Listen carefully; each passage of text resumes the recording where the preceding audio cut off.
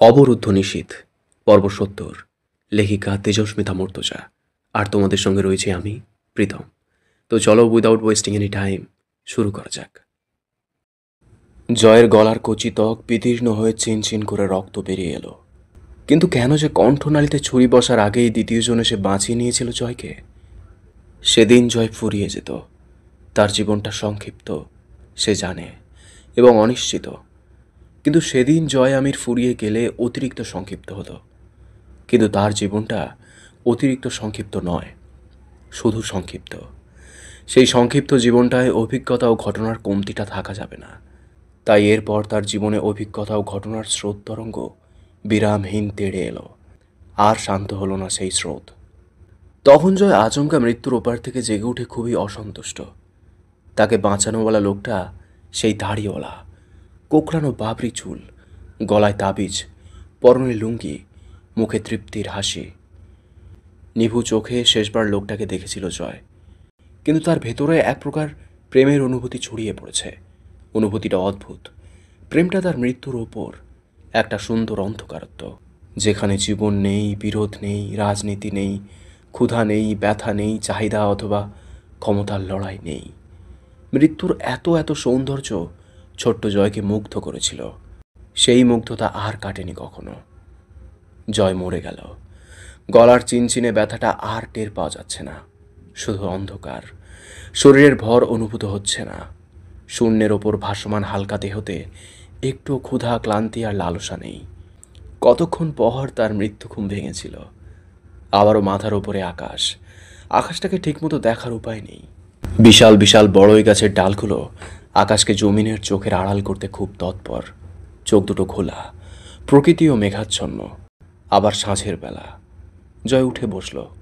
গলার ব্যথায় গা কেঁপে উঠল। শরীরের তাপে চামড়া ঝলসে যাবার উপক্রম। পরনের জামাটা ভেজা, প্রকৃতিও, অর্থাৎ বর্ষণ নেমেছিল প্রকৃতিতে। হুমায়রার দেহটা পড়ে আছে, নগ্ন দেহ, রক্তাক্ত, পেটটা উঁচু তখনও। জয় দৌড়ে গিয়ে বসে পড়ল মায়ের পাশে। ডাকল কয়েকবার। তার খুব কান্না পাচ্ছে, কিন্তু কাঁদতে ইচ্ছে করছে না। সে জেনে গেছে দুটো কাজ খুবই অহেতুক। এক, আল্লাহ নামক রক্ষাকর্তাকে ডাকা, আর দ্বিতীয়টা কাঁদা। বড় বাবা বলেছে হাসতে। সে হাসতে চেষ্টা করল। না, হাসিটা আসছে না। না আসুক, তবে কান্নাও করা যাবে না। কেঁদে কিছু হয় না। লোকে দেখলে বা শুনলে আরও বিরক্ত হয়ে জবাই করতে আসে। সে মরেনি, কিভাবে সম্ভব? সে জ্ঞান হারিয়েছিল, ওরা এখানে ফেলে গেছে। জয়ের খুব ভয় লাগছে। এত অন্ধকার কেন? বিভিন্ন ধরনের আওয়াজ কানে আসছে। সেসব আওয়াজ ভোঁতা, একটাও স্পষ্ট প্রকট নয়। তাতে ভেজা আধারে মোড়ানো প্রকৃতিটা গুমোট হয়ে উঠেছে। সে কয়েকবার হুমায়রাকে ডাকল। আম্মু, আম্মু গো, ওঠো আম্মু। আম্মু, আমার একটু খিদে পাচ্ছে, চলো যাই আমরা। আম্মু। তার রাগ হলো, হুমায়রা কথা বলছে না। মাঝ রাত অবধি জয় থেমে থেমে অনেকবার হুমায়রার ঘুম ভাঙানোর চেষ্টা করেছে। হুমায়রা ওঠেন না। শেষ রাতে জয় কাঁদল। জঙ্গলের ভয়াবহতা, ক্ষুধার জ্বালা, মায়ের কথা না বলা তাকে কাঁদালো। কিন্তু শব্দ করে কাঁদল না। সে কাঁদল নিচু স্বরে। জোরে কাঁদলে ঝুঁকি আছে। তার ভেতরে আবারও মৃত্যু প্রেম জেগেছিল। সেদিন সে বুঝতে পারেনি বটে, তার ভেতরে যে একটা নাম পরিচয়হীন কিছুর প্রতি নিগুড় টান কাজ করছে, তা আসলে মৃত্যু। যে মৃত্যু তার কাছে আসছে বারবার, দূর থেকে হাতছানি দিয়ে ডাকছে।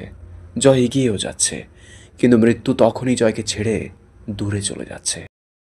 এই লুকোচুরির জন্য জয়ের ভেতরে মৃত্যুর জন্য যেমন নেশা পয়দা হলো, তেমনই এক বিরহ বিদ্রোহ। সকালের আলোয় গাছের পাতাগুলোকে দেখে তার খাবার মনে হলো।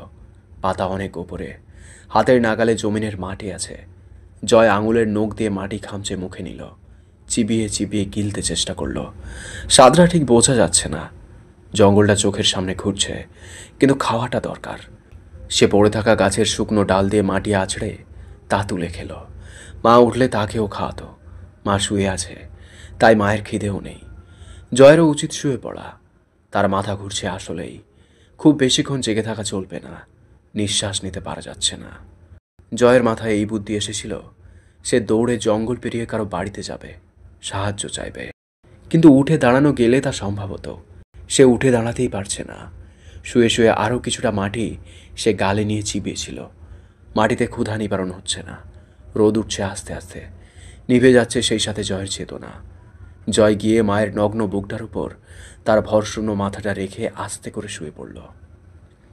সৈয়দ বাড়ির মসজিদে হুমায়রার জানাজা অনুষ্ঠিত হয়েছিল।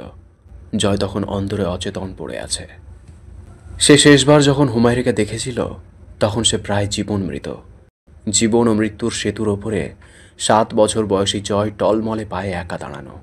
তাছাড়া হুমায়রার পরিণতিগত অবস্থা ছেলে হিসেবে স্মৃতিতে ধারণ করতে নেই। মায়ের ওই চিত্র যুবক ছেলের স্মরণে আসতে নেই। জয় তা ধারণ করতে চায়নি, স্মৃতিতে রাখতে চায়নি। যা মানুষ স্মৃতিতে রাখতে অস্বীকৃতি জানায়, মস্তিষ্ক তা ধারণ করে না সচরাচর। এক্ষেত্রে মস্তিষ্ক মানুষের অনুগত। জয়ের মস্তিষ্কে বিকৃতি হয়েছিল। খুব ছোট বয়সের সেই বিকৃতি খুব নিখুঁত, সূক্ষ্ম আর জটিল। তা হামজা জানে, জয় জানে না, মানেও না। সে নারী সঙ্গকে নিজের মতো করে রীতিগত করে নিয়েছিল, অনেকটা অধিপত্যের মতো। কিন্তু আবার সম্মানের দায় ছিল না তার। নারীর অসম্মান তার কাছে বিশেষ কোনো সংবেদনশীল ব্যাপার নয়। কিন্তু ধর্ষণে তার তীব্র বাতিক, এমনকি ধর্ষণের আশেপাশে থাকার জটিল ও অসীম অনীহা। কিন্তু জয় জানে ও মানে, সে সব ভুলে গেছে। কড়া ড্রাগ ও একাধিকবার শারীরিক মানসিক নির্যাতন তাকে উদ্দীপনাহীন করে তুলেছে, এটা তার ধারণা। মাঝে মধ্যে মনে এলে হামজা জয়কে ড্রাগ ধরিয়ে দিয়েছে। মনে আসাটা হুমায়রার মুখ নয়, হুমায়রার চেহারায় জয়ের মনে পড়ে না, এটা তার ধারণা। কিন্তু কখনো যদি হুমায়রার পরিণতিগত চিত্র মনে পড়ে আবছা হয়ে, তখন সে কড়া ড্রাগ সেবন করে। সৈয়দ বাড়িতে বেশ কয়েকটা তার বয়সী বাচ্চা ছিল। সৈয়দ ফরহাদ মোহাম্মদ বাড়ির 2 সন্তান, মুস্তাকিন ও মুরসালিন। আরও আছে রুবাইয়াত, সে মুস্তাকিনের চাচাতো বোন। ওরা বারবার এসে জয়কে দেখে যাচ্ছে। ওদের বয়সে একটা ছোট্ট ছেলে বিছানায় অচেতন পড়ে আছে। খুব অবাককর ঘটনা। দুদিন আগে রুবাইয়াতের মামা অর্থাৎ মেজো চাচার শালা ছেলেটাকে সৈয়দ বাড়িতে এনেছে। তারা ছেলেটাকে চেনে না। মুস্তাকিনের বয়স 9 পেরিয়েছে। সে নাজেরা শেষ করে হিফজ বিভাগে গেছে। মুরসালিনের বয়স 7। সে আরবি পড়তে চায় না, চরম ফাঁকিবাজ। নামাজের সময় তার পেট ব্যথা হয়, মাথা ঘোরে।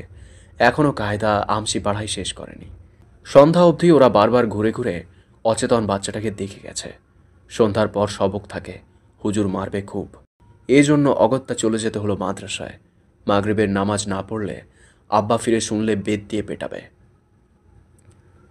মোস্তাকিনের মেজো চাচি হাজেরা, স্বামীর সাথে রাতে তার খুব বড় সড়ো একটা ঝগড়া হয়ে গেছে।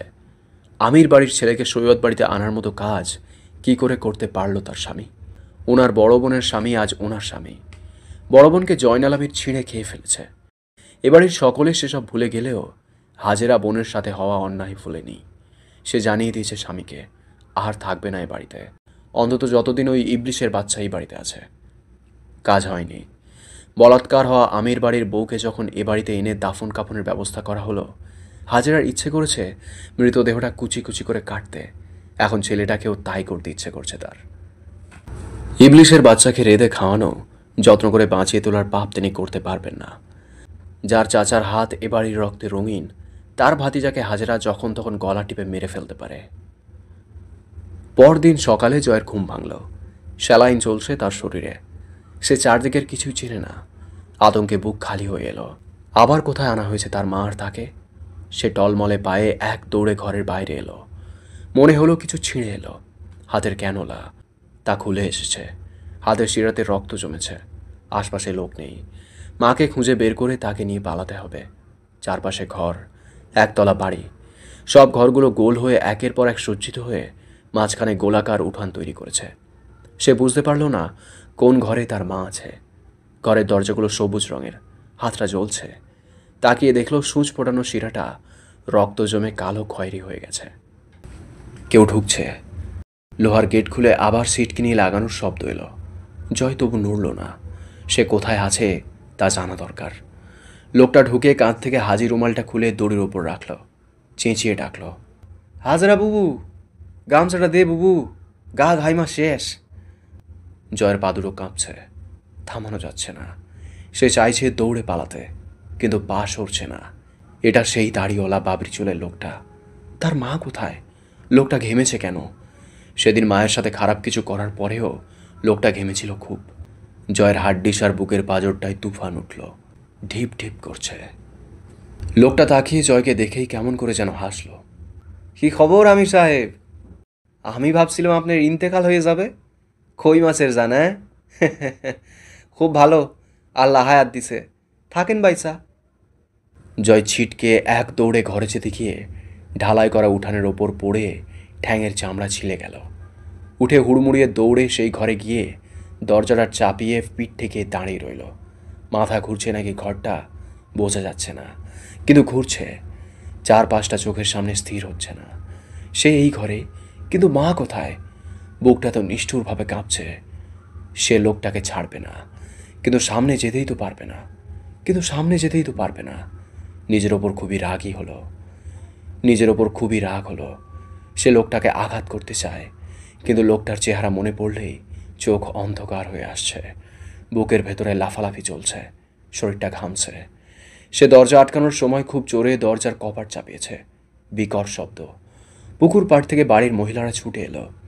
জয়ের ছোট্ট দুর্বল দেহটা দরজা চাপিয়ে রাখতে ব্যর্থ হলো। একজন মহিলা এগিয়ে এলেন, আলতো করে জয়ের মাথায় হাত রেখে বললেন, কি হয়েছে আব্বাদর, ভয় পাইছো? মহিলাটিকে সে চেনে না, কিন্তু ভালো মনে হলো। পেছনের জনের দৃষ্টি কিন্তু জয়ের ওপর ভালো না। সে জয়কে বড় ঘেন্নার নজরে দেখছে। জোহরের আজান হলো সৈয়দ বাড়ির মসজিদে। মনে হলো যেন ঘরের মধ্যে হচ্ছে আজান। পেছনের মহিলা সেই বাবরিওয়ালাকে গামছা দিল। তা জয় আর চোখে দেখে চোখ দুটো বুজে রাখল। দুপুরের পর 2টো বাচ্চা আসে বাড়িতে। তাদের পরনে টুপি, সাদা পাঞ্জাবি, পাজামা। জয়কে বারবার দেখে। ভালো মহিলাটি ওদের মা মরিয়ম জয়কে নিজের ছেলেদের সঙ্গে বসিয়ে খাওয়ান। জয় কথাবার্তা বলে না। লোকজন কম দেখলে ঘরে ঘরে মাকে খোঁজার চেষ্টা করে। সৈয়দ বাড়ির পেছনের সীমানার একটু দূরে আর একটা বাড়ি নয় ঠিক, কোয়ার্টারের মতন আবাসিক। সেখানে অনেক যুবকের বাস। ওরা এই বাড়ির অধীনেই থাকে, সেটা বুঝেছিল জয়। বাবরিওয়ালাও এই বাড়িতে নিয়মিত আসে। সে জানতে পেরেছে রুবাইয়াতের মা হাজেরার ভাই হলো বাবরিওয়ালার নাম সেলিম ফারুকি। বাবরিওয়ালার হাতে বিভিন্ন পাথরের মোট 13টা আংটি আছে, এক আঙুলে 2-3টে করেও। গলায় তাবিজ আছে কয়েকটা। মাঝে মধ্যে তাসবি ঝুলতে দেখা যায়। রাতে নাকি সে ধ্যান করে। চোখ দুটো নেশা। ধ্যান করলে চোখ নেশা হয়। আল্লাহর ধ্যান। রুবাইয়াত তার মামার ব্যাপারে এসব জানিয়েছে জয়কে। জয়ের আল্লাহর প্রতি বিরাগটা বাড়ছে দিন। যে আল্লাহর ধ্যান সেলিম ফারুকি করে, সে কিনা তার মাকে রক্ষা করবে। সেই আল্লাহকে কত বিশ্বাসের সাথে ডেকেছিল সে। নিজের বোকামিতে সে লজ্জিত। সেলিম যার ধ্যান করে সেই আল্লাহ অবশ্যই সেলিমের পক্ষেই থাকবে। তার মাকে বাঁচাতে আসবে কেন? মাস 2 মাঝে তাকে বাড়ির বাইরে যেতে দেওয়া হয়নি। বড় কর্তার হুকুম। জয় জানে না বড় কর্তা কে। গোল উঠান, একটা খোপের মতো ঘর, আর গোসল করার জন্য কলপাড়। সেই কলপাড়ের পাশে পুকুর, তার ওপারে কলার বাগান, ঝোপঝাড়। এটুকুই জয়ের সীমানা। জয় ঘরের ভেতরেই থাকে। বাইরে বের হলে হাজেরা এবং সেলিমের সাথে দেখা হয়। তার ভয় লাগে। 2 মাস পর বাড়িতে একজন বিশেষ কেউ ঢুকলেন, ব্রিগেডিয়ার সৈয়দ ফরহাদ মোহাম্মদ বারি সাহেব। জয় বুঝল এই সেই বাড়ির কর্তা, মুস্তাকিনের আব্বা। ফরহাদ সাহেব জয়কে সৈয়দদের কওমি মাদ্রাসায় পড়তে দিলেন। জয় বুঝতে পেরেছিল এই গোটা পরিবারের, অর্থাৎ যে পরিবারকে ঘেন্না করতে শেখানো হয়েছে তাকে ছোটবেলা থেকে, তা অহেতুক নয়। বড় বাবা কেন সৈয়দ পরিবারকে এত ঘেন্না করতেন তা সে বুঝল। এটাও বুঝল এখন সৈয়দ বাড়ির সব কিছুর প্রতিনিধিত্ব করছেন সৈয়দ ফরহাদ মোহাম্মদ বারি। তিনি রোজ সকালে উঠে কোরআন তেলাওয়াত করেন। জয়ের কানে খুবই বিরক্ত লাগে। যে আল্লাহ সেলিমের মতো মানুষের তার বাণী যে এত যত্ন করে পাঠ করে, তার প্রতিও জয়ের বিদ্বেষ। আজ অবধি তার মায়ের ব্যাপারে কিছু জানা যায়নি। ওনার নির্দেশে জয়কে বন্দি রাখা হয়েছে। তিনি 2 মাসের ছুটিতে এসেছেন। ফরহাদ সাহেবের কাছে একবার খবর এলো জয়কে পিটিয়ে শরীরের চামড়া ছিলে ফেললেও সে পড়ে না, জিহ্বা অবধি নড়ায় না, নামাজে যায় না, গেলেও চুপচাপ দাঁড়িয়ে থাকে, মোনাজাত করে না কখনো। এ নিয়ে জয়কে ওই ছোটবেলায় যে পরিমাণ মার খেতে হয়েছিল হুজুরদের হাতে, তার শরীরটা হয়ে উঠল ব্যথাহীন। 2-4টে চামড়া ছিলা বেতের আঘাত তখন আরামদায়ক ব্যাপার তার কাছে। জয় জেনে গেছে এই কোরআন সেই আল্লাহর বাণী যাকে ডাকার পরেও তিনি তার মাকে বাঁচাতে আসেননি। সেই 2 মাসেও ডেকেছিল আগের সব ভুলে। সে এখন আর মাকে চায় না, কিন্তু বড় বাবা তো পারে তাকে উদ্ধার করে নিয়ে যেতে। এই রক্ষাটুকু সে আবারও বেহায়ার মতো চেয়েছিল আল্লাহর কাছে। আল্লাহ করেননি। আলিফ টা অবধি উচ্চারণ করানো গেল না জয়কে দিয়ে। বোবাও মুখ দিয়ে আওয়াজ করে। জয় দাঁতের দাঁত আটকে বসে থাকে চুপচাপ। মুরসালিন তাকে খোঁচায়, বল জয়, পড়, গুনাহ হয়, এমন করিস না, হুজুর তোকে আরও মারবে, ওরা তোকে কাফের ভাবে, তুই কি আসলেই তাই? পড় জয়। তাতে জেদ বাড়ে। জয় পড়ে না তো পড়েই না। মার খেয়ে হাতের তালু ফেটে যায়। কখনো মারের চোটে ছোট্ট শরীরটায় জ্বর আসত, কিন্তু হিফজখানায় রাত 3টের সময় তাহাজ্জুদের নামাজে ডেকে তোলা হয়। জ্বর নিয়ে উঠে বসতে হতো, না উঠলে ঘুমন্ত অবস্থাতেই বেতের সপাত সপাত পারি। এছাড়া সবাই জেনে গেছে জয় কাফের। নিহাত ফরহাদ সাহেবের নির্দেশ না হলে কবেই জয়কে বের করে দেওয়া হতো মাদ্রাসা থেকে। তার উপর নামাজে না দাঁড়ালে জ্বর আসা শরীরে মার পড়ে। তাদেরকে সুন্নতি তরিকায় এক খানসায় কয়েকজনকে খেতে দেওয়া হয়। এতে মুসলমান ভাইদের মাঝে স্নেহপ্রীতি বাড়ে। জয় খাওয়ার আগে বিসমিল্লাহ পড়ে না। বিসমিল্লাহর শেষে আল্লাহ আছে। সে একবার মুস্তাকিনকে জিজ্ঞেস করল, বিসমিল্লাহ মানে কি? মুরসালিন খুব খুশি হলো। হয়তো জয়ের ভেতরের গোমরাহি দূর হচ্ছে। সে হেসে জানালো, আল্লাহর নামে শুরু করা। আল্লাহর নামে খাওয়া শুরু করলে বরকত হয়। খাওয়াটা ইবাদতের শামিল হয়। জয় মাথা নাড়ল। আল্লাহ বলতে কিছু নেই, খাওয়া আল্লাহর নামে শুরু করারও কিছু নেই। সেদিন আর খাওয়া হয়নি। হুজুর খুব মারলেন। মারার কারণ আছে। তাকে অনেক স্নেহের সাথে বোঝানোর চেষ্টা করতে গেলে সে আরও বেশি কটূক্তি করে। এমন সব কথাবার্তা বলে যা সহ্য করা যায় না। তাই হাল ছেড়ে দিয়ে মেরে বোঝানোর চেষ্টাটাই করা হয় এখন। তাছাড়া জয়ের ওপর রাগ তাদের কম না তার কর্মকাণ্ডে। 2 দিন কিছু খাওয়া নেই, মুখে স্বাদ নেই, জ্বরে গা তীর তীর করে পুড়ছে। এখানে মরিয়ম নেই। মা হারিয়ে যাবার পর মরিয়মের কাছে একমাত্র যা স্নেহ সে পেয়েছে। তাকে সেবা করার কেউ নেই। সব ছাত্ররা জেনে গেছে সে কাফের। তার যে কোনো কষ্ট ওদেরকে সুখ দেয়। মাদ্রাসায় একটা নাস্তিক আছে, এটা খুব কলঙ্কের বিষয়। মুরসালিন আর মুস্তাকিন ছাড়া কেউ তার পাশ অবধি মারায় না। পারলে বিভিন্নভাবে মার খাওয়ায়, জ্বালাতন করে, আঘাত করে, গালি দেয়। শেষ অবধি না পেরে সৈয়দ বাড়ির অন্দরে পাঠিয়ে দেওয়া হলো জয়কে। মরিয়ম মাথায় পানি ঢালেন। ওষুধ খাওয়ার আগে মরিয়ম জয়কে খেতে দিয়ে পানি আনতে গেলেন। হাজেরা এসে পা দিয়ে থালাটা উল্টে দিল। কান মলে ধরে বলল, ইবলিসের বাচ্চা, তোরে বলছি না বাড়ির ভেতরে আসবি না? তোরে আমি সহ্য করতে পারি না। বাইরেই মরবি, আসবি না অন্তরে, শয়তানের বাচ্চা। পরের ছুটিতে ফরহাদ সাহেব এসে জয়কে একদিন ডাকলেন। পড়িস না কেন আব্বা? অবিশ্বাস কেন এত? আমার মা কোথায়? ফরহাদ সাহেব চুপ হয়ে গেলেন। খানিক পর বললেন, আল্লাহর আমানত আল্লাহ নিয়ে গেছে। জয়ের ভেতরে আগুন জ্বলে উঠল। সে কটূক্তি করে বেজায় আপত্তিকর মন্তব্য করে বসল, যা সহ্য করা যায় না। কিন্তু ফরহাদ সাহেব অসীম ধৈর্যের সাথে নিজেকে নিয়ন্ত্রণ করলেন। কিন্তু সেলিম পাশেই ছিল। সে জয়কে কখনোই ফরহাদ সাহেবের কাছে একা ছাড়ে না। সে এসে জয়ের গাল চিপকে ধরে চুল মুঠো করে ধরল। ফরহাদ সাহেব বললেন, ছেড়ে দাও সেলিম, ছোট মানুষ, বুঝবে ইনশাল্লাহ। আমি মানা করেছি ওকে আঘাত করতে। জানেন না ভাই, যেন কতটা বার বাড়তেছে দিন দিন। মাদ্রাসায় ওর জন্য ছাত্ররা, অভিভাবকরা অতিষ্ঠ। ওরা এমনি শাস্তি না দিলেও নিজের সাথে সবাইরে নষ্ট বানাই ফেলবে, আমি বলে রাখলাম আপনারে। ফরহাদ সাহেব জয়কে বোঝাতে চেয়েছিলেন, কিন্তু পরিবেশটা ভেঙে গেল। উনার মেজাজটা থমকে গেল জয়ের আচরণে। জয়কে সেলিমের হাত থেকে ছাড়িয়ে দিয়ে উনি উঠে চলে গেলেন কোয়ার্টারের দিকে। জয়ের শরীরটা কালো হয়ে গেছে। শরীরে বেতের আঘাত, হাতের মার, না খাওয়া, অনাথ অসহায়ত্বের ছাপ খুব তীব্র। মুরসালিন ও মোস্তাকিন জয়ের সাথে মেশার চেষ্টা করত, কিন্তু জয়কে বোঝা যায় না। তার ভেতরে খাওয়া, গোসল, আদর যত্নের কোনো চাহিদা দেখা যায় না। মার খেলে কাঁদে না, হাসে, উন্মাদের মতো হাসে। তার হাসিটা তার ঠোঁটে শেপ করা, কিছুতেই তা মোছে না। বড় বাবা হাসতে বলেছে। বাড়ির লোকেদের অবশ্য পছন্দ ছিল না জয়ের সাথে 2 ভাইয়ের মিশতে চাওয়া। জয় একটা শয়তান। তার ঘাড়ে শয়তানের বাসা আছে। সেখানে অনেকগুলো শয়তান বাস করে। মাদ্রাসায় ছেলেরা সবাই জানে এটা। চোখের সামনে সে সেলিমকে দেখে। মাজার থেকে মাদ্রাসায় তসবি চপতে চপতে আসে। বৈরাগী লোক, বিয়ে স্বাধীন, সংসার ত্যাগী একজন সাধু গোছের লোক সেলিম। খুব আল্লাহ ভীরু, ধার্মিক, মাজার প্রেমী মানুষ। জয় তাকে দেখলেই লুকিয়ে পড়ে। ছোট্ট মস্তিষ্কে সুগভীরভাবে জড়ানো আতঙ্ক কাটতে চায় না। সে 3 বছর ছিল সৈয়দ বাড়িতে। সেই 3 বছরের বন্দি জীবনে মাদ্রাসা থেকে বাইরে বেরোবার সুযোগ হয়নি। তাকে আলাদা পাহারায় রাখা হতো। বিকেল হলে ছেলেরা বাইরে হাঁটাহাঁটি ও খেলাধুলো করতে গেলেও তার সেই সুযোগ ছিল না। জয় বুঝতে পেরেছিল মাদ্রাসায় একটা সংগঠন চলে, সেটার ঘোর বিরোধী ছিল বড় বাবা। তাকেও হতে হবে। হুমায়ুন পাটোয়ারি মাসে 4-5টা বিয়ে করে বেড়ান, খুবই দক্ষ মেয়ে লোক পটাতে। কিন্তু ফাঁসলেন তুলির মায়ের কাছে। তুলির মা দেখতে তুলির চেয়েও সুন্দর ছিল। মহিলা গর্ভবতী হলো। হুমায়ুন পাটোয়ারি বারবার গর্ভপাত করতে বললেও লাভ হলো না, বরং মহিলা পুলিশে যাবার হুমকি দিচ্ছিল। হুমায়ুন আশ্বাস দিলেন বাচ্চাটা হয়ে গেলে বাড়িতে নিয়ে যাবেন। কিন্তু পাড়ার লোক মেরে তেড়ে দিয়েছিল দুজনকেই।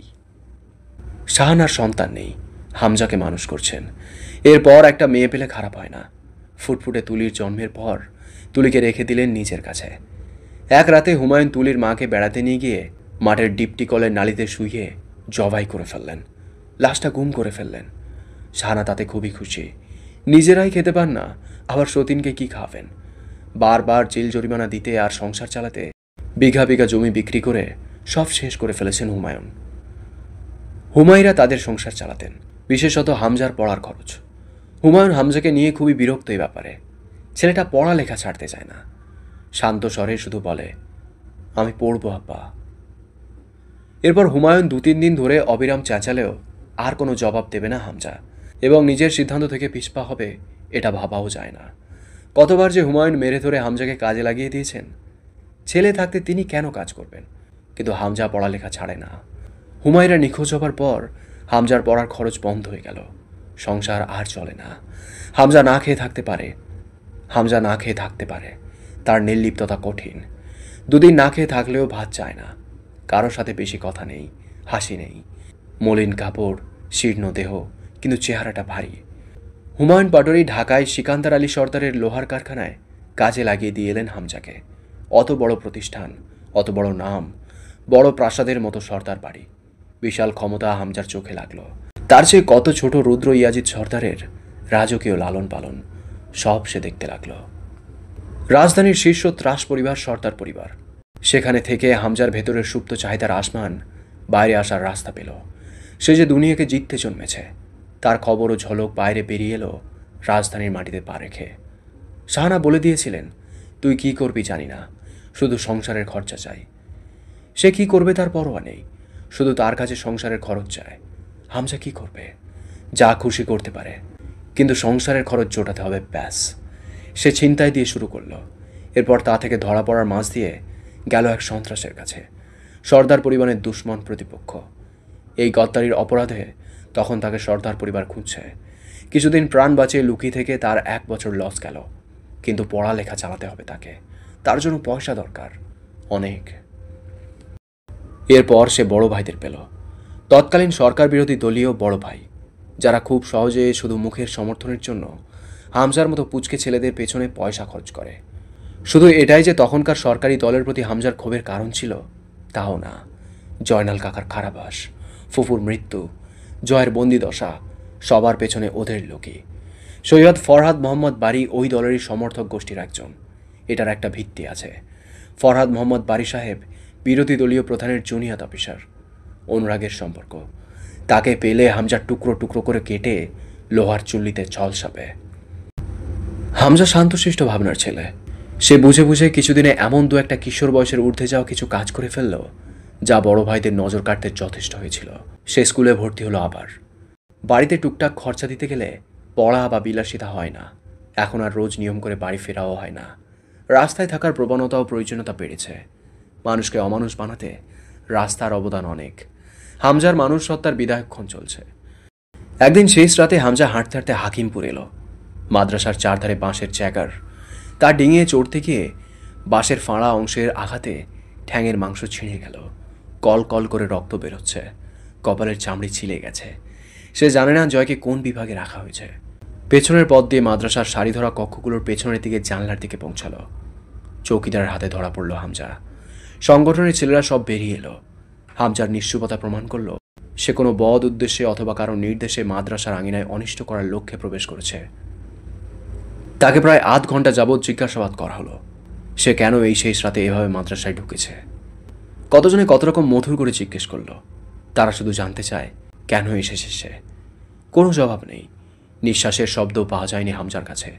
জয়কে ইশারায় বলে দিল, চুপ থাক, একদম চুপ, তুই চিনিস না আমাকে। তার অনড় অটল স্থির চিত্ত সবাইকে অবাক এবং ক্ষুব্ধ করল।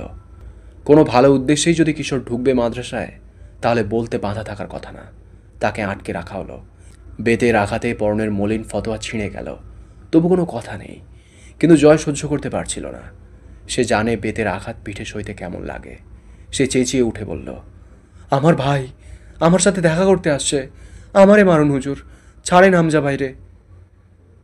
সকলে অবাক হয়ে গেল এবং এতে ক্ষোভটা বাড়ারই কথা, বাড়ল। মার এবং জিজ্ঞাসাবাদ কঠিন হয়ে উঠল।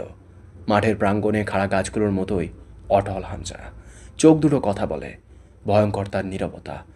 মাঝে মধ্যেই শীর্ণ পিঠটা বেঁকে আসছে, দেহের চামড়া ফেটে গেছে, ঝিমিয়ে এলো হামজার দেহটা। জয় বড় অবাক হয়েছিল। তার তো কেউ নেই। সে 2 বছরে খুব বুঝেছে এই জগৎটা তাহার, কিন্তু সেই জগতের কারো কেউ বা কিচ্ছু নয়। আজ হামজার এই নীরব আগ্রাসন অন্য বার্তা দিল। এই বার্তা জয় আর ভোলেনি কখনো। তার জীবনে মৃত্যু, আঘাত ও হামজার জন্য যে অশেষ অনুরাগ ও নেশা জন্মেছিল, তা কাটেনি আর। 3টা তার জীবনে অবিচ্ছেদ্য হয়ে গেল। এই 3টার যে কোনো একটার জন্য বাকি দুটো কবুল। হামজার জন্য মৃত্যু ও আঘাত, মৃত্যুর জন্য হামজা ও আঘাত, অথবা আঘাতের জন্য মৃত্যু ও হামজা সাদরে গ্রহণযোগ্য হলো জয়ের জন্য। এই তত্ত্বটা দিন দিন আরও তীব্র হয়েছিল, কারণ এখানেই শেষ হয়নি মৃত্যু, আঘাত ও হামজার উপস্থিতি তার জীবনে। যতদিন না মৃত্যু তাকে গ্রহণ করে সাথে নিচ্ছে, ততদিন আঘাত ও হামজার সাথে তার বিচ্ছেদ নেই। ফজরের নামাজের ওয়াক্তে সেলিম এলো মাদ্রাসা প্রাঙ্গণে। সে খুবই অবাক এতটুকু কিশোরের এতখানি দৃশ্যতা দেখে। সে খুবই হতাশ হয়ে বলল, এই জন্যই কইছিলাম আমিরের ব্যাটারে আমার হাতে তুলে দেওয়া হোক। ফরাদ ভাই কেন ওরে মানুষ বানাইবার বৃথা চেষ্টা করতেছে, আবার নিজে করে ধ্বংস করবার লাইকাই তো। একবার ওর সাসাই যা করছে তাতে দিল ভরে নাই। আল্লাহ কবে যে একটু সচেতন বানাইব ফরাদ ভাইজান রে। হাক মওলা, ইয়া খুদা তোর ফরমান, শয়তানের ওয়াসা থেকে সবাইরে রক্ষা করেন মওলা। হামজার চুল চিমটি মেরে ধরে সন্দেহীন স্বরে বললেন, কার হুকুমে মাদ্রাসায় ঢুকছিস কইয়া ফেলতো বাবা। সবার উদ্দেশ্যে বলল, ওর ছোট কাকা কারাগার থেকে ফেরোয়ার, এখন কত কিছু হইব, দেখো আমি কইয়া রাখলাম। দেখো এইটারে জয়নাল পাঠাইছে কিনা। এই স্যাংরা কাম না সারতে পারলে আবার কোন আক্রমণ করবো তার ঠিক আছে। জয় পুলকিত হয়ে উঠে হামজার দিকে তাকালো, কিন্তু বাকিরা আঁতকে উঠল। আরও বেশি তৎপর হলো হামজাকে মেরে কথা বের করতে। হামজা কথা বলল না। সেলিম কয়েকটা চড় থাপ্পড়ও লাগালো, কিছু উস্কানিমূলক কথা বলে আরও 2-1টা লাথি খাওয়ালো। নামাজের পর আবার আলোচনায় বসা হবে। জয় এই ফাঁকে দৌড়ে এসে জিজ্ঞেস করল, হামজা ভাই এইখানে আইছো কেন? তুমি কেমনে জানলে আমি এইখানে? হামজা হাসল, ঠোঁট ফেটে গেছে, হাসিটা কেমন যেন দেখতে লাগলো। হেসে বলল, শুনছি শেষ রাতে তোদেরকে উঠায় তাহাজ্জুদ পড়ানো হয়, তাই না? ভাবছিলাম কলপারে দাঁড়াবো, তুই মুখ ধুইতে আসলে 2জন পালাবো। Bad luck. জয়ও হাসল। হামজা অবাক হয়। এমন এক সময় জয়ের হাসিটা অস্বাভাবিক, কিন্তু সে হাসছে। সবে জয়ের বয়স মাত্র তখন কম বেশি নয়, 10 হয়নি। তাকে কে শিখিয়েছে এমন হাসি হাসতে? জয়কে জিজ্ঞেস করলে জয় বলতো, বড় বাবা তত্ত্ব দিয়েছে, পরিস্থিতি সেটা প্রমাণ করে সূত্রে পরিণত করেছে। হামজা জিজ্ঞেস করল না। জয় হেসে বলল, তো এই কথাটা বললেই তো কম মারতো ওরা। জয়ের ছোট্ট হাতটা চেপে ধরে হামজা উঠে বসে বলল, সিক্রেট প্ল্যান বলে দিলে আবার নতুন প্ল্যান বানাইতে হতো পরের বার। আমি এই প্ল্যানেই তোকে আজাদ করবো এইখান থেকে। জয় বাংলা। চোখ মারল হামজা। জয় হেসে ফেলল, আস্তে করে বলল, জয় বাংলা? বলো বলো জয় আমির। কথা ফুরোয়নি, কিন্তু জয়কে টেনে মসজিদের ভেতরে নিয়ে যাওয়া হলো। হামজার কি হবে জানা নেই। হামজা আবার শুয়ে পড়ল মাটির ওপর। গা থেঁতলে গেছে, শরীরে জোর নেই, যন্ত্রণায় ভেঙে আসছে। জয় পেছন ফিরে একবার তাকালো। হামজা তাকিয়ে আছে তারই দিকে, নিভু নিভু চোখে। হামজার শরীরের চামড়ার নিচে রক্ত জমাটবদ্ধ হয়ে গেছে। নিচের পাটির একটা দাঁত নড়ে গেছে। মাড়ি থেকে রক্ত বের হবার ফলে গাল নোনতা লাগছিল। সকাল 8টায় বৈঠক বসল। হামজাকে বড় হুজুর জিজ্ঞেস করলেন, যদি তুমি বলতে না পারো কেন এসেছো অত রাতে মাদ্রাসার ভেতরে, কঠোর শাস্তি পাবে। হামজা ভীতু স্বরে বলল, আমি বলবো, কিন্তু আপনারা বিশ্বাস করবেন না। মানে? বিশ্বাস কেন করব না? আমি সত্যি বললে বিশ্বাস হবে না আপনাদের। কেন? হামজা চুপ করে রইল। এতে উপস্থিত জনতার ভেতরের কৌতূহল মাত্রা ছড়ালো। উত্তেজিত হয়ে উঠল তারা। জয় ভ্রু কুঁচকে হামজাকে বোঝার চেষ্টা করে পারল না। বলো দেখি, বলো, কেন ঢুকেছ অতরাতে ওভাবে? হামজা আড়ষ্ট ভঙ্গিতে সেলিমের দিকে ইশারা করে বলল, উনি আমারে আসতে বলছিলেন।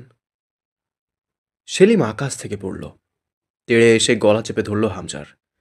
হামজা মিছিমিছি কেসে উঠল করুণভাবে। সবাই জোরপূর্বক ছাড়িয়ে নিয়ে অবিশ্বাসী স্বরে বলল, এই ছেলে, বুঝে বলতেছ তো কি বলতেছ? জানো ওকে? অবুঝের মতো বলল হামজা। কে? ও মেজো সৈয়দ সাহেবের শালা, ধার্মিক মানুষ। তুমি তারে আজে বাজে কথা বললে আবার মার খাবা। বুঝে শুনে কও যা কইবা। হামজা ভীতু নজরে দুবার মাথা তুলে সেলিমকে দেখল। ভাবটা এমন যেন সে সেলিমকে ভীষণ ভয় পাচ্ছে, কথা বলতে পারছে না ভয়ে।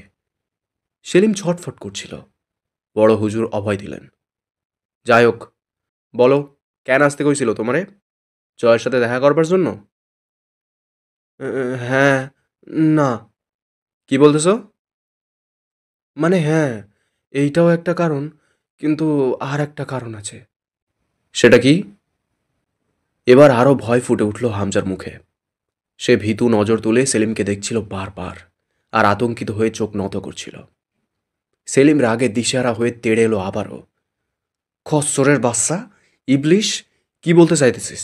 মিথ্যা কথা কইলে জবান টাইনা সিঁড়া আনমু হারামির বাচ্চা। আল্লাহর গজব পড়ব তোর ওপর। সবাই সেলিমের আচরণে ভ্রুকুটি করল। তার আচরণ আর হামজার কথা ও অঙ্গভঙ্গি অনুযায়ী আসলেই তাকে সন্দেহজনক লাগছিল। হামজা ভয়ে আরও সিটিয়ে গেল। সবাই এবার তেজরা নজরে একবার সেলিম ফারুকিকে দেখে হামজাকে পুরো দমে অভয় দিল। বড় হুজুর বললেন, তুমি বলো ছেলে। সেলিম, খবরদার আর কোনো লাফালাফি করবে না। ওরে কথা কইতে দাও। এ কি অসভ্য আচরণ? ওরে কথা বলতে দিচ্ছ না কেন? ওরে কথা বলতে দিচ্ছ না কেন? সেলিম দিশেহারা হয়ে উঠল। বিশ্বাস করেন হুজুর, এই ইবলিসের বাচ্চা মিথ্যা কথা বলতেছে। আমি ওরে আজকের আগে ক্ষুধার কসম দেহিই নাই। সেলিম, ও এখনো কিছু বলেইনি। তুমি নিজেই বেশি বেশি করছো। তাইলে কি ধরেই নেব ও সত্যি কথা বলতেছে? সত্য মিথ্যা যাচাই আপনা আপনি হবে। তার আগে তুমি শান্ত থাকো দেখি। সেলিম থমকে গেল। বড় হুজুর হামজাকে বললেন, তুমি বলো। হামজা আবারও ভয়ে ভয়ে তাকালো সেলিমের দিকে। বড় হুজুর এবার একটা ধমক দিলেন। বললাম না ও কিছু করবে না তোমার? ভয় নেই কোনো। যা সত্যি নির্ভয় বলো। আমি আছি না? হামজা ততক্ষণে সফল পুরো উপস্থিত জনতাকে কাবু করে ফেলতে। এবার সে বলল, মাদ্রাসায় আগুন দেওয়ার জন্য বলছিল আমায়। বলছিল রাতে যেন আসি আমি। এবার আর সেলিমকে ঠেকানো গেল না। উড়ে এসে এক ঘুষি মারল হামজার চোয়ালে। ব্যথা ঠিকই পেল হামজা। মাড়ি থেতলে গেল। কিন্তু তার কিশোর শরীরটা পড়ে যাবার কথা না। কিন্তু হামজা খুবই অসহায় ভঙ্গিতে ইচ্ছাকৃতভাবে মাটিতে পড়ে মৃদু আর্তনাদ করে উঠল। উপস্থিত জনতা এবার পুরো দমে সেলিমের হাতছাড়া হলো। ক্ষুব্ধ চোখে বড় হুজুর সাহেব একবার সেলিমকে দেখে হামজাকে নিজে হাতে তুলে বসিয়ে দ্বিগুণ উৎসাহ ও উত্তেজনার সাথে তাড়া দিলেন। বলতো আব্বা, বলতো আব্বা, কি বলতেছিলি? সেলিম মাদ্রাসায় আগুন দিতে চায়? কিন্তু কেন? মিথ্যা বলা মহাপাপ, গুনাহ। তুমি মিথ্যা কথা বলতেছো না তো? তোমারে কেমনে চেনে সেলিম? মানে বুঝায় বলো তো। আমি সত্যি বললে আপনারা আমায় মারবেন না তো আবার? এমন করুণ স্বরে বলল হামজা, সবাই অনুশোচনায় ফেটে পড়ল। একটা 15 বছরের কিশোরকে তারা কি নিষ্ঠুরভাবে মেরেছে সব না শুনে। বড় হুজুর বললেন, আমি তখন ছিলাম না, এখন আছি। তোমার কোনো ভয় নেই। যা সত্যি সব বলবে। সত্য বললে মারবে মানে?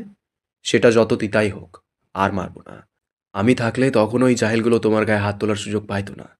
এদের মধ্যে ধর্মীয় কোনো চেতনা নাই। সবগুলো জানোয়ার হয়ে গেছে। বলো তুমি। হামজা সুন্দর একটা গল্প বলল। প্রথম কথাটা একটু ইতস্তত করে বলল, আমি বড় ভাইদের কাছে থাকি। সবাই বুঝলো বড় ভাই কারা। হামজা সেলিমকে নির্দেশ করে বলল, তো উনি সেইখানে যাতায়াত করে? সবার চোখ বিস্ফোরিত হয় সেলিমের বিশ্বাসঘাতকতায়। সেলিম এবার আর এসে হামজাকে আঘাত করার সুযোগ পায় না। দুজন যুবক চেপে ধরল সেলিমকে। হামজা বলল, ওইখান থেকে আমি তার কাছে জানতে পারি জয় মানে আমার ফুফাতো ভাই এইখানে থাকে। আমি খালি ওনার কাছে জয়ের সাথে দেখা করানোর কথা বলছিলাম। এরপরে উনি শর্ত দিয়েছেন আমি যাতে ওনার হেল্প করি। সবাই বুঝেও আবার জিজ্ঞেস করল, কিসের হেল্প? হামজা খুব লজ্জিত ভঙ্গিতে ইতস্তত করে বলল, মাদ্রাসায় আগুন দিতে। চারপাশ নীরব হয়ে উঠল। সেলিম চেঁচিয়ে যাচ্ছে। হামজার চোখে মুখে তীব্র ভয় ও লজ্জা। সেলিমের চেঁচানো কাউকে স্পর্শ করছে না। তাদের চোখের সামনে ভাসছে একটু আগে হামজার সাথে করা সেলিমের আচরণ। অবিশ্বাসের জায়গা রাখেনি হামজা। সবাই যেন বুঝে অবুঝ হলো। জিজ্ঞেস করল, কিন্তু কেন মাদ্রাসায় আগুন দিতে চায়? আমিও জিজ্ঞাসিলাম, কিন্তু বলে নাই আমারে, শুধু বলছে দরকার। সেলিম পাগল ষাঁড়ের মতো গর্জন করছিল, কিন্তু ততক্ষণে সবার সব হিসেব মিলে গেছে। সেলিমের সাথে মাদ্রাসার সবার এক প্রকার দ্বন্দ্ব অবশ্যই আছে। সে মাজার পূজারী, বাবার মুরিদ। তার সাথে প্রতিটা হুজুর ও সংগঠনের ছেলেদের তর্কাতর্কি ও বিরোধের সম্পর্ক। সেলিম তাতে খুব উৎসাহী। যেচে পড়ে মাদ্রাসা প্রাঙ্গণে গিয়ে তাসবি জপতে জপতে বাবার গুণগান ও তর্কে জড়ানো তার স্বভাব। সবাই শুধু তাকে অনিচ্ছাকৃত সহ্য করে মেজ সৈয়দের শালা বলে। তার গলার তাবিজ, হাতের বালা, আংটি কারো চোখেই ভালো দেখায় না। সবাই এড়িয়ে চলতে চায়, কিন্তু সেলিমের সেসব গায়ে লাগে না। সে 3 বেলা ঘুরঘুর করে মাদ্রাসা প্রাঙ্গণে। এবং হামজার বলা বড় ভাইদের সাথে লেওয়াজের ব্যাপারটাও বিশ্বাসযোগ্য হলো, কারণ সেলিমের কাছে মাদ্রাসার কার্যক্রম বিরোধী কর্মকাণ্ড এটা সবাই জানে। আজ আরও জানল হামজার বদৌলতে সে জামায়াত বিরোধীদের দোসর। হামজার কাছে ক্ষমা চাইলেন বড় হুজুর।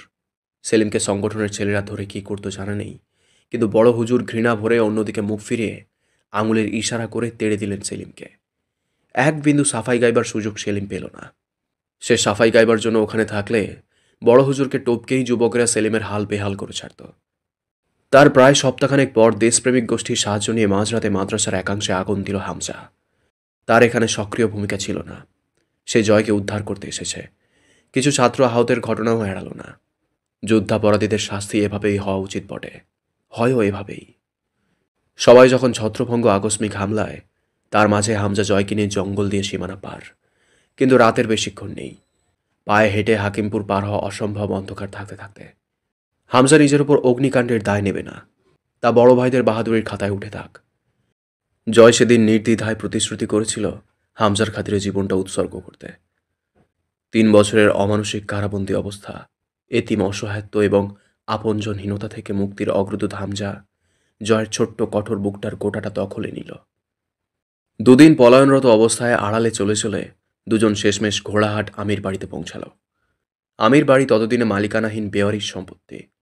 অঞ্চলের সবাই জানে গোটা আমির পরিবার মিটে গেছে। জয়নাল আমির ফেরোয়ার আসামি, তার আর ভিটেতে ফেরার প্রশ্ন ওঠে না। জয়কে ঠেলেও আমির নিবাসের ভেতরে ঢোকাতে পেরেছিল না হামজা। হামজা বুঝেছিল জয়ের মস্তিষ্কটা মারাত্মকভাবে আহত 3 বছর আগের এই বাড়ির সেই অবরুদ্ধ নিশীথের প্রভাবে।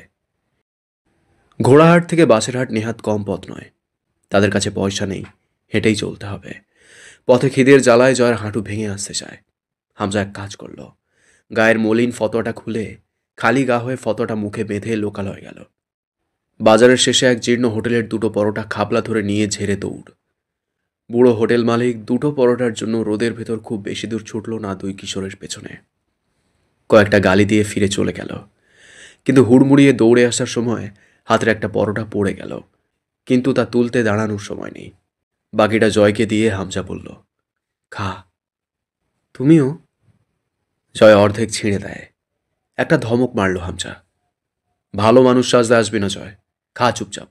একটা পরোটাতে 2 দিনের খিদে মেটে না, আর তোর তো অর্ধেক, পেট জ্বলবে, খা তুই।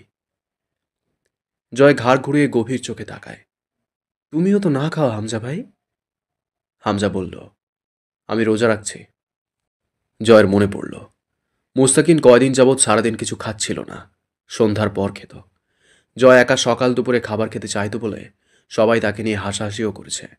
তবুও সে খেয়েছে। ক্ষুধা ফেলে খেতে হবে, জোর করে হলেও।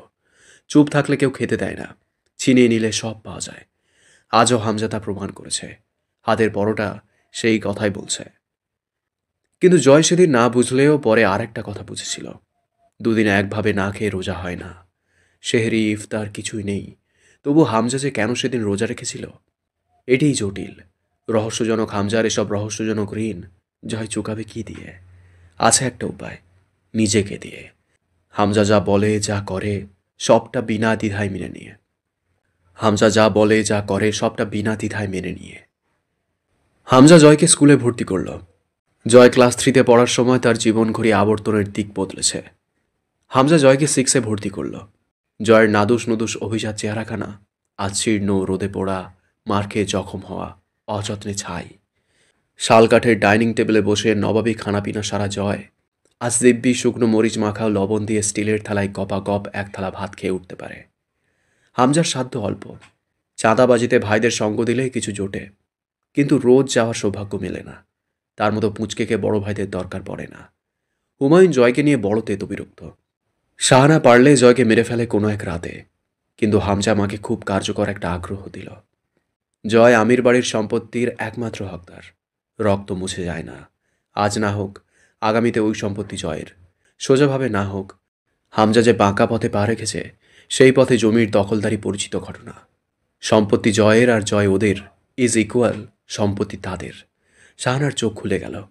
জয় খুব বেশি না হলেও তুলনামূলক কদর পেতে থাকল, কিন্তু অর্থাভাবে সোনার টিম দেওয়া হাঁসের যত্ন ঠিকমতো করার উপায় নেই। নিজেদের পেট চলে না। জয় একবার জিজ্ঞেস করল, তুমি অত রিস্ক নিয়ে আমারে বাঁচাইছিলে কেন? তোর মায়ের বহুত অবদান আছে আমার উপর। শুধু এই জন্যেই? আর কি শুনতে চাস? জয় কথা বলল না। হামজা হাসল। কি শুনতে চাস? যে আমি তোকে খুব ভালোবাসি, এই জন্য ওই নরক থেকে উদ্ধার করেছি তোরে? জয় কথা বলল না। শোন জয়, তোর কেউ নেই, আমিও না। কি বললাম বলতো? আমার কেউ নাই। তোর কোথাও কেউ নেই। তুমিও নেই। হ্যাঁ, নিজেকে ভুললেও এটা ভুলবি না। তোর কেউ নেই, তুই একা। কিন্তু কিন্তু তোকে বাঁচতে হবে।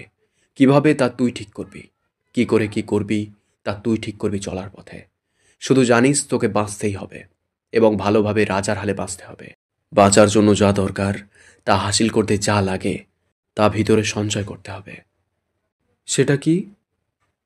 হামজা জয়ের কানের কাছে মুখ এনে বলল, পাগলাটে জেদ, হৃদয়হীন হাসি, আর ক্ষমতা অর্জনের নেশা। জয়ের মনে পড়ল বড় বাবাও এসবই বলতো। তোকে আর একটা কারণে এনেছি। জয় আগ্রহ ভরে তাকালো। হামজা বলল, আমার সঙ্গী দরকার ছিল। আমার তোকে দরকার ছিল জয়। কিসের সঙ্গী? কেমন সঙ্গী হামজা ভাই? হামজা কথা বলল না। জয়ের গায়ের গেঞ্জিটা খুলে নিয়ে বলল, চল, আজ তোকে সাঁতার শেখাবো। পুকুরে নেমে জয়কে গোসল করিয়ে দিল হামজা। সাবান মাখিয়ে গা পরিষ্কার করে গোসল করিয়ে ঘষে ঘষে মাথাটা মুছে দিল। মাথা ভেজে থাকলে জ্বর আসবে। দুপুরে বাসায় ভাত নেই। জয়কে নিয়ে এক জায়গায় গেল। পথে হাঁটতে হাঁটতে বলল, খিদে পেয়েছে তোর? খুব।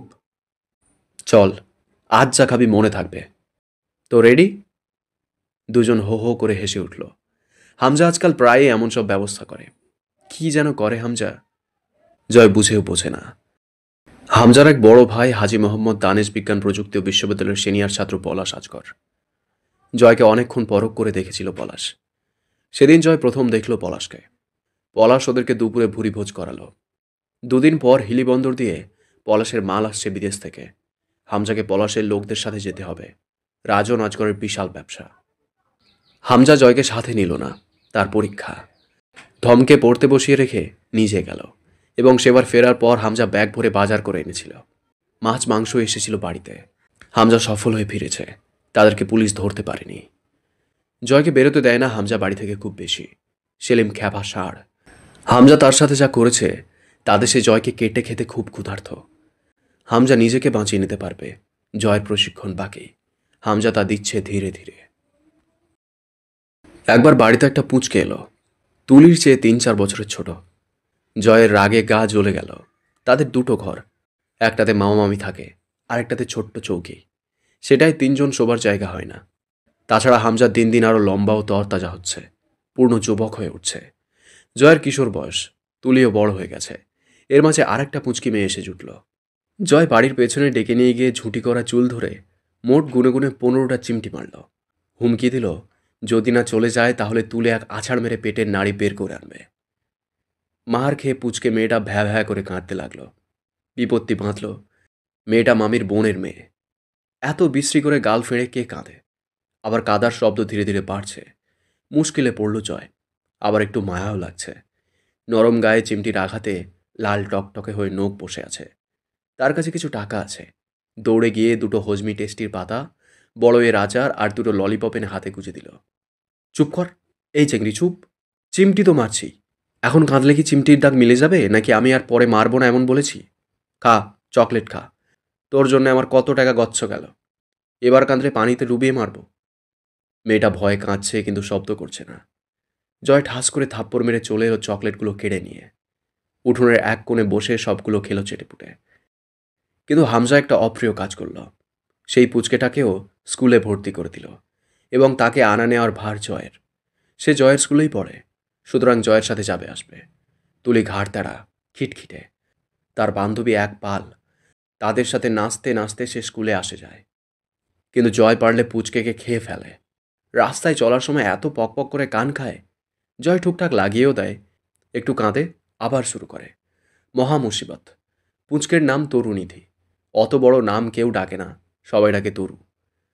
জয় জীবনে সপ্তাহে 4 দিন স্কুলে যায় না, বড়জোর 3 দিন। রোজ রোজ এক জায়গায় যাওয়াটা কোনো ভালো কথা না। মাঝে একটু গ্যাপ দিয়ে গেলে আলাদা কথা। স্কুল থেকে ফেরার পথে বেশি লাফালাফি করে রাস্তার মাঝখানে যাওয়ায় জয় পিঠের ওপর দুমদুম করে দুটো কিল মারল। বকলো কয়েকটা। পথে খইওয়ালাকে পেল। তরু নাক টানছে আর বারবার তাকাচ্ছে খইয়ের দিকে। জয় তা লক্ষ্য করে ভ্রু কুঁচকে। গম্ভীর মুখে গিয়ে খই কিনে এনে হাতে দিল তরুর। তরু সব ভুলে গেছে। চোখ টোক হাতের পিঠে মুছে তাড়াহুড়ো করে খই খুলছে। তা দেখে হাসি পেল জয়ের। তরুর নাক টানতে টানতে খই খাওয়া আর চোখে দেখল। পথটা সরু, পিচ উঠে উঠে গেছে। সেই রাস্তায় গাড়ির চলাচল নেই প্রায়।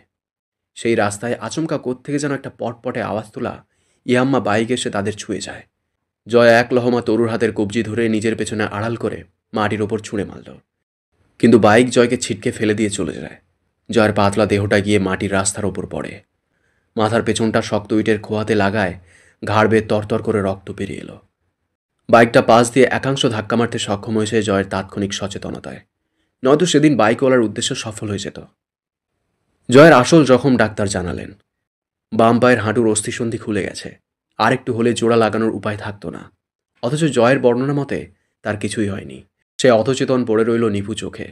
মৃত্যু এসেছিল, জয়কে পরম যত্নে ছুঁয়ে গেল। এই তো জয় ঝাপসা চোখে আবার মৃত্যুর স্পর্শ পেল। অথচ মৃত্যু সেদিনও জয়ের সাথে ছলনা করে ছুঁয়েই পালালো, সঙ্গে নিল না। ব্যান্ডেজ করার আগে জয়ের পায়ের হাড্ডি সোজা করতে যখন চাপ দেওয়া হলো, জয় গা শিউরে ওঠার স্বরে মা গো বলে একবার চিৎকার করে অজ্ঞান হয়ে গেল। সেই দিন সেই পুঁচকে মেয়ে কি কান্নাটাই কেঁদেছিল, লুটিয়ে পড়া কান্না। তার নিজের হাঁটুর মাংস ছিলে গেছে। তার ব্যথা তরু টের পাচ্ছিল না। চিৎকারটা জয়ের নয়, তার নিজের। বড় ভয় পেয়েছে মেয়েটা। কিশোর জয়ের শরীরটা প্রায় ব্যান্ডেজে মুড়ে গেল। রাত এলে অসহনীয় যন্ত্রণায় তার কাতর আর্তনাদে সবার ঘুম হারাম। তবু সবাই ঘুমায়, কিন্তু পুঁচকেটা জয়ের সাথে রাত জাগে। জয় ধমকায়, কখনো টুকটাক মারেও, তবু বসে থাকে। ব্যথায় জয়ের শরীরে জ্বর আসে। তরু বিশাল টিনের বালতি ভরে একা পানি আনতে পারে না। ভয়ে ভয়ে গিয়ে হামজাকে ডাকে। হামজা পানির বালতি ভরে এনে দেয়। তরু সারা রাত জয়ের মাথায় পানি ঢালে। হামজা বসে বসে দেখে। হামজা আন্দাজ করেছিল, ভাবরি চুল দেখছি বাইকওয়ালার। বহুত খাস লোক সে আমার হামজা ভাই, চিনতে ভুল হয় নাই। আল্লাহর বান্দা, পরেজগার সেলিম ফারুকি। হামজা হাসল। ধরবো ধরবো, একদিন ধরবো। সেদিন খুব ছটফটাবে পাখি। আজ ধরবা না? ধরি মাছ নাচুই পানি, বাংলা বইয়ে পাবি এই প্রবাদ। জয় তাকিয়ে রইল।